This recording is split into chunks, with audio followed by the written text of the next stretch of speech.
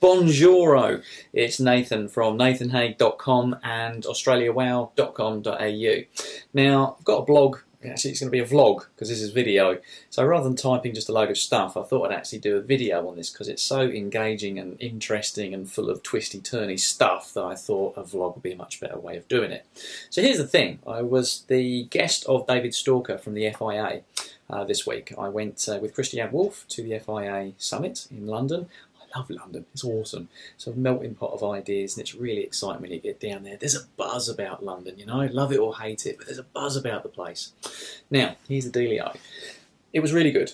Okay, I get there, you know, there's some Fred Turok, who's the chairman, you know, you got David Stalker, the CEO, oh, they're all talking about cool stuff, and, you know, joined up thinking was the big theme that I took away from it, joined up thinking. So you had government ministers chatting about what governments are going to be doing, and to be fair, it was actually genuinely interested. I was really, really stoked about being there and listening to this. But then they have these breakout sessions. Now, a breakout session is where you can go, I don't want to go to that one, or yeah, I want to go to that one because that interests me, right? And the one that interested me was one that was just plainly entitled Digital. Now, obviously, you know, I'm a software guy, I'm a personal trainer, and I produce fitness software. I'm a bit of a geek, you know, so I get digital. So I was very, very excited to be there and listen to, I think it was Call Me Dave, Cameron's right-hand social media manager there. There was two of them, and there was another chap, I forget his name, which is a bit unforgivable, but I forget his name. Between three of them, there was some vast experience there, and I was dead excited about listening to what they had to say. Here's the thing, though. There was nothing new. There was nothing new. So I was expecting them to talk about, you know, obviously the Twitter and the Facebook. I mean, you know, we get that. But I was expecting more. I was expecting, you know, the how-tos, the nuts and bolts, what's coming up. There was one question in particular, all right? I'm going to go into that. This is the purpose of the vlog, all right? I'm alluding to it. And the question was this. A guy in the audience, I don't know who it was, he stood up, he took the microphone, and he went, "Get the panel, tell me what the next big thing's going to be." And the panel was like, "Oh, that's a really good question." And the panel, you know, despite their experience, kind of went, Facebook, Twitter, stuff. I didn't actually know. I know, all right? Here's an educated guess. And it goes something like this. Okay, so Web 3.0, you've all heard of Web 2.0 and what that was all about, like whatever. But Web 3.0 is already underway, and it's a more personal web experience. It's joining up, there's the thing from the day, it was joining up all the dots and all the data from the different databases that a person is on during the course of the day. Now let's take it into, what, Nate, what are you talking about? Let's take it into the context of the fitness industry. So picture the scene. Right, there's people are wearing their Google glasses. All right, Microsoft are in on the action too. So they wear their Google glasses. All right, it integrates into their normal daily lives. Now the Google glasses have a projector on the inside of the glasses. So of course you can see out of the glasses, but actually on the inside of the glasses, it's equivalent to like a 17-inch monitor, and that is overlaying wherever you look. Right, that's overlaid with data. Now it's got a GPS connectivity on there, it's got an accelerometer, it's got everything that your iPhone's got. It knows how far you are from the ground, how far away you are, whether you're upright, whether you're laying down, what direction you're facing. It's got all of those guts and that technology stuff hidden away actually in the glasses.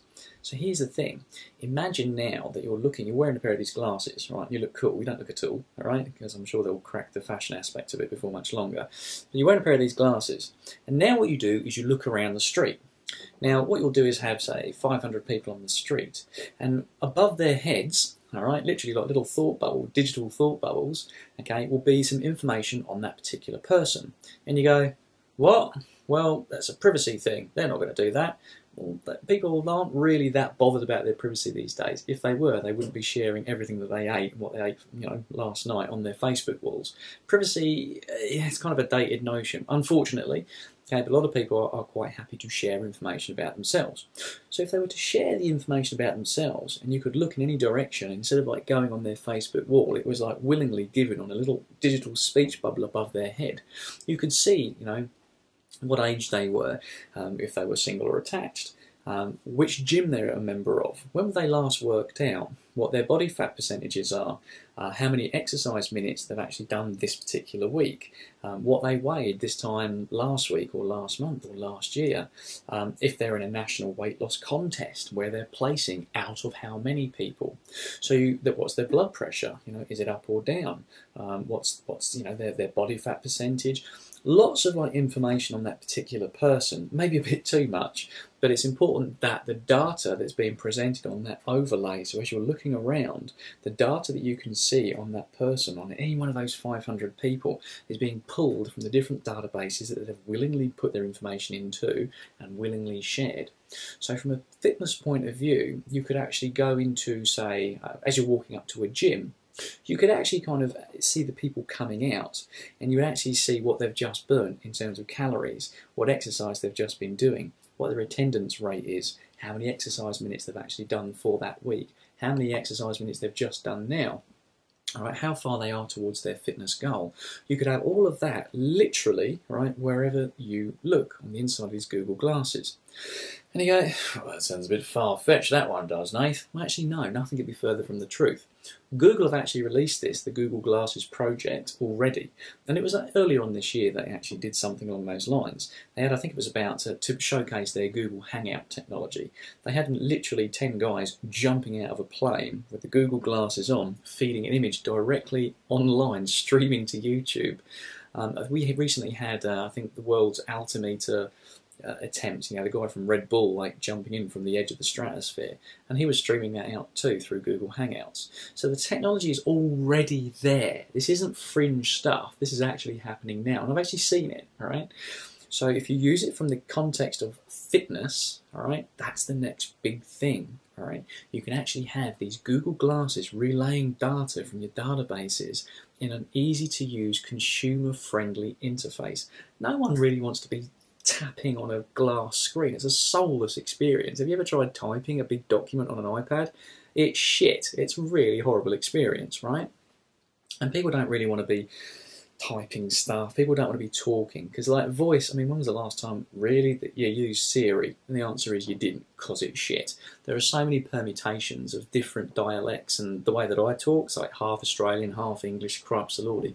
Siri's got no fighting chance of understanding my lingo.